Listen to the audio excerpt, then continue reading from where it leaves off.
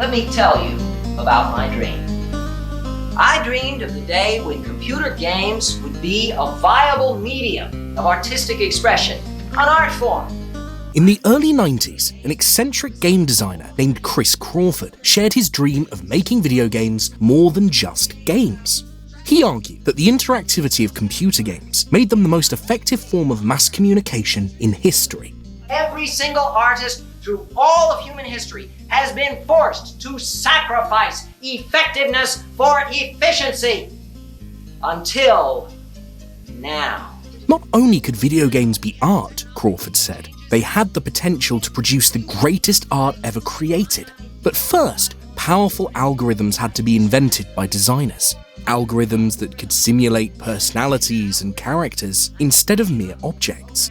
But according to Crawford, the hardcore gamers the industry catered to wouldn't accept this innovation.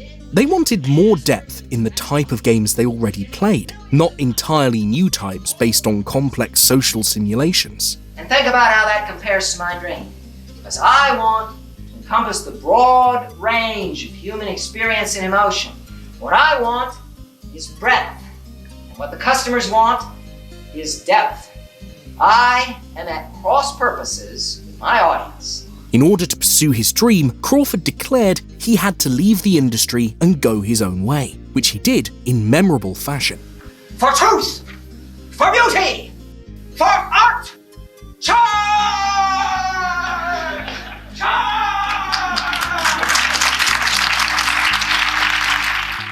Crawford was not alone in his desire to make video games great art. In fact, among many pioneering game developers, the same desire burned.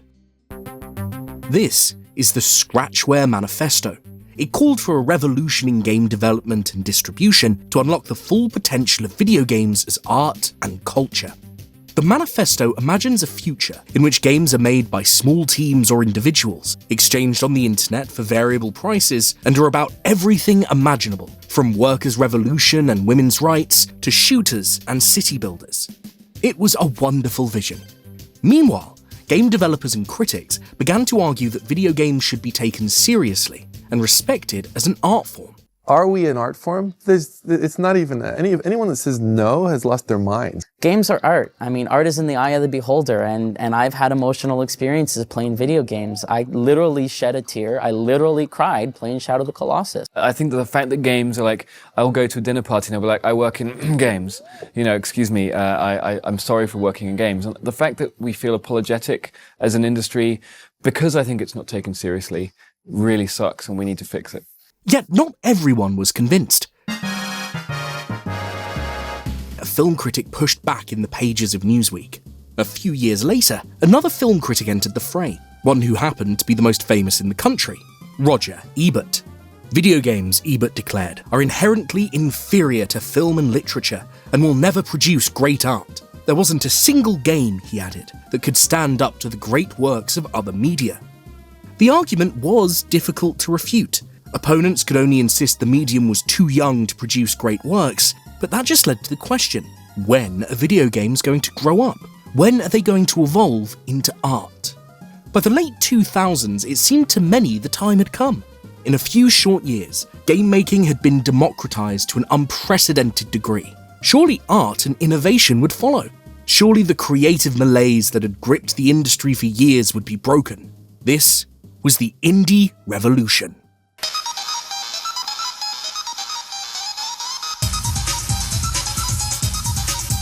Indies are pretty much the saviors of video games. And how awesome is this, right? I mean, how many times does a generation get to witness the birth of an entirely new artistic medium? By 2012, indie games had exploded onto the scene. Hundreds of new games appeared on Steam every month, with a hefty chunk of each sale going to Valve, the owners of the storefront.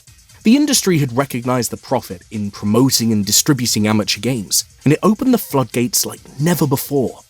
Before long, however, a disturbing reality began to assert itself. Most indie games were not very good.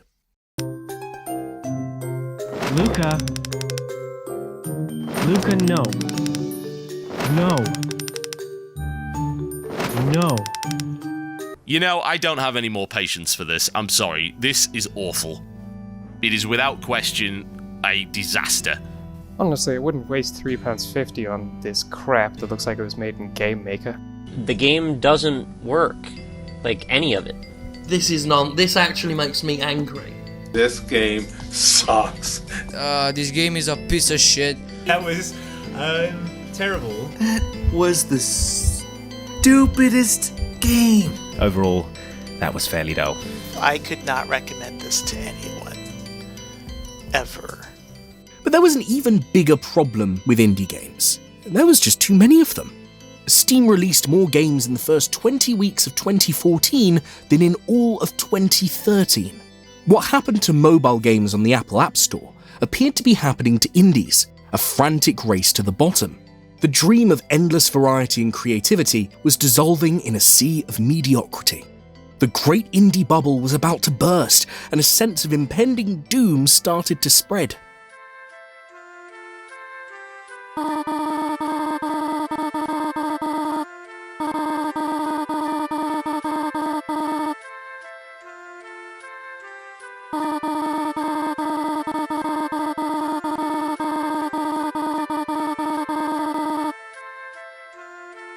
Unfortunately, there are a certain number of people who are going out of business, and that will continue until life becomes tolerable for those few who survive. Have a great day, kids! The indie revolution was ending, not in fulfillment of the grandiose expectations that had fueled its rise, but rather in their disappointment. In retrospect, the entire thing appeared to be built on little more than wishful thinking and marketing spin. But there was another force at work behind the indie phenomenon, a force originating from an unlikely quarter, Canada.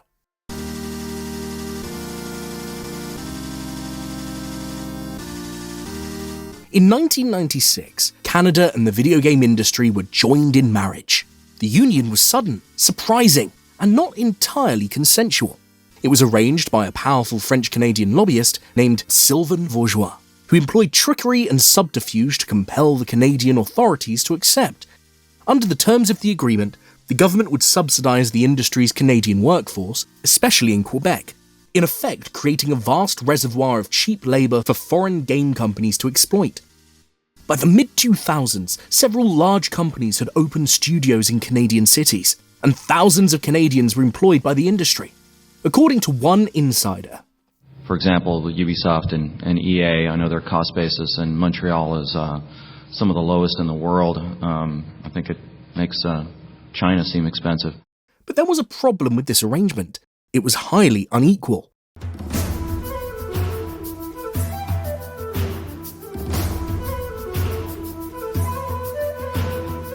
The video games that companies produced in Canada were largely published elsewhere, which kept the profits out of reach of Canadian taxes.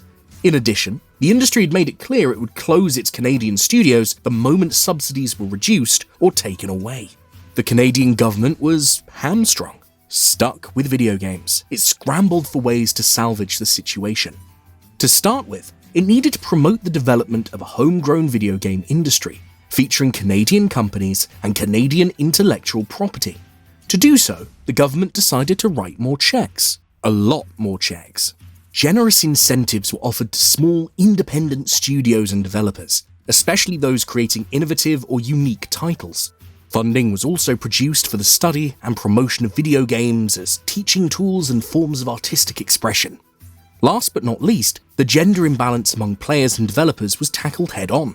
Because so few women desired to work in the industry, considerable sums were spent cultivating female developers and attempting to alter the culture in industry workplaces and across gaming as a whole. In short, by the mid-2000s, video games in Canada had become a quasi-state industry.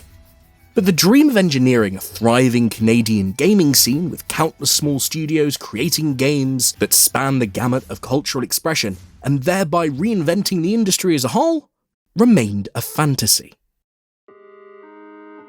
Canadian indies never saved the country from its dependence on rich, multinational conglomerates, but these companies were happy to benefit from the country's efforts. For in romanticizing independent game making, the industry profited immensely from its virtual monopoly on distribution. even as it vastly increased the size of its potential labour pool. Of course, indies never succeeded in toppling the creatively bankrupt AAA industry. Modern Warfare 3, the 20th installment of the Call of Duty series, made $1 billion in the first week of its launch. A few years prior, Cyberpunk 2077 was released to astronomical hype, and it was a buggy mess. The decline in standards and creativity in big-budget games is widely recognised, and yet they still make money. In this regard, the indie revolution changed nothing. As for the Scratchware Manifesto,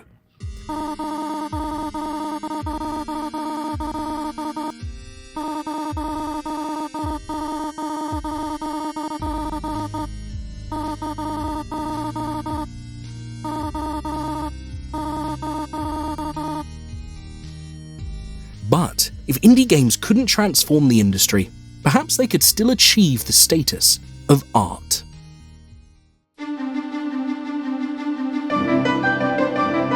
Roger Ebert asked how a video game could be art.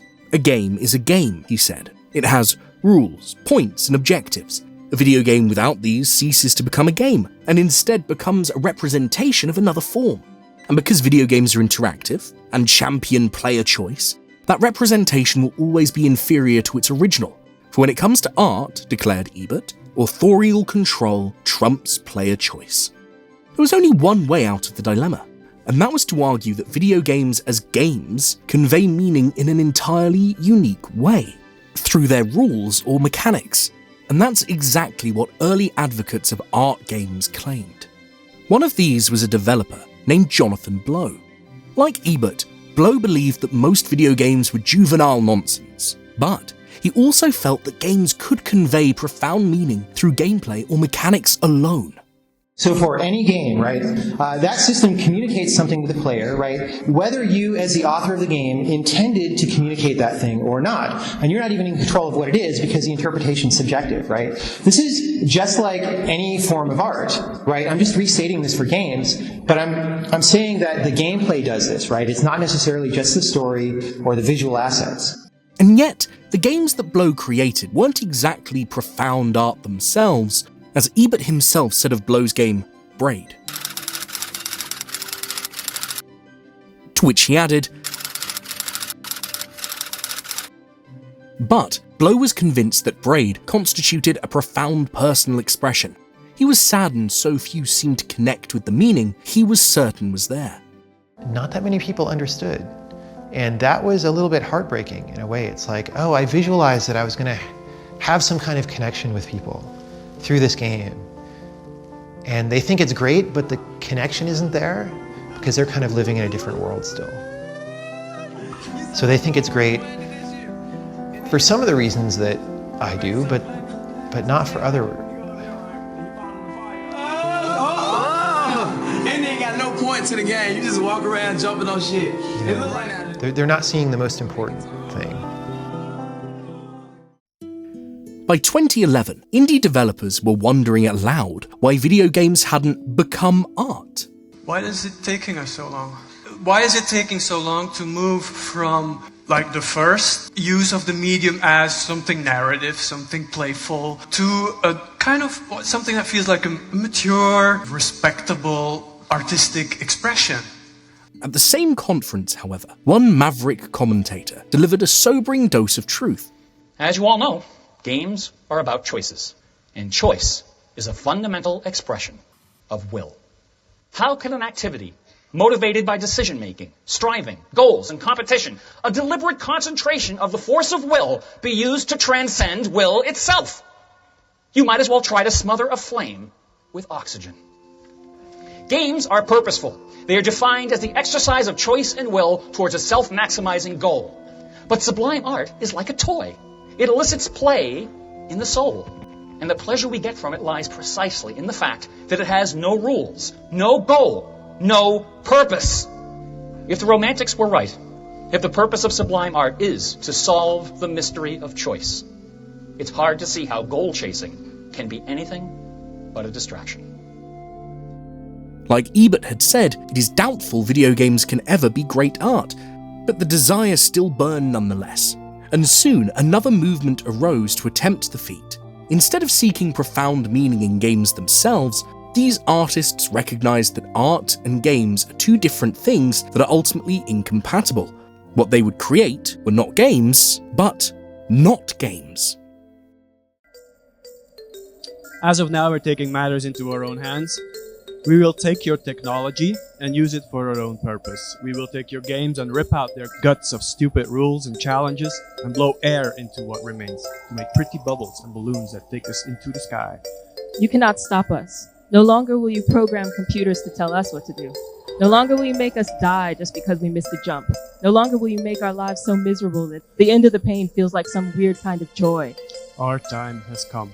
A time in which we can tell any story we want to tell. Time in which we can play, without rules, or goals, or winning, or losing. And a time in which we can make love, not games. It was the game in video games that was holding back art, they said. The solution was to remove the game, leaving just a virtual environment or multimedia experience. That these were not really games was the point. In fact, it was the very notion of video games as game-like that required deconstruction. Down with ludocentrism. It was a strange campaign, and seems to have contributed to the general degradation of video games as games, allowing the industry to debase its products with unfair dynamics and microtransactions more easily. But the not games movement itself grew out of extravagant claims that video games as games could somehow serve as great art. But now, the attempt had gone full circle, and gamers were getting fed up. There's a particular type of game called the art game, which usually means pretentious load of shit. Now, I'm not one to judge, but most of them are. Art games are becoming stale, mundane, and boring, because they're all doing the same dreary thing, and they're not doing anything interesting with the medium. They're not paying attention to the fact that they're fucking video games, and they're just doing something that could easily be accomplished in a short film or a book. By 2013, animosity between gamers and proponents of art movements had grown explosive, and more artists began to abandon the medium. Video games, they realised, lacked the artistic potential their industry promoters had advertised.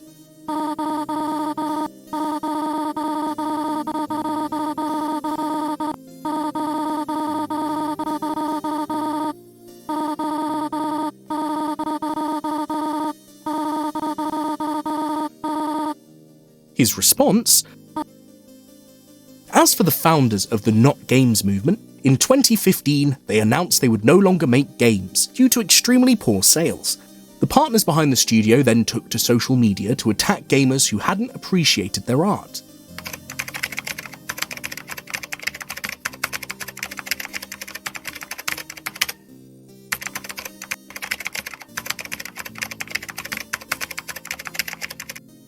With that, the art game movement was effectively dead. As for Chris Crawford and his quixotic quest to turn algorithms into art, by 2009 he had grown dark and despairing. Always talk about art and games is nothing more than the attempt of game designers who feel guilty about their sordid games, trying to rationalize them as art. Screw all that. You launched off on this with the idea of dreaming big and so on, and obviously it is a very big, ambitious, audacious dream. Do you ever question it? Do you ever wonder if it's actually going to work in the end? And the problem with this is I have invested my entire life into this.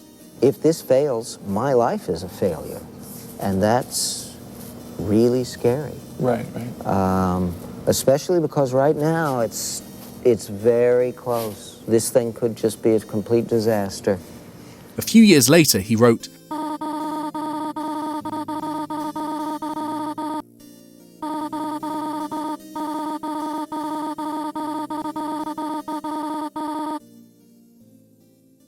but if video games couldn't be art, perhaps they could at least be made normal.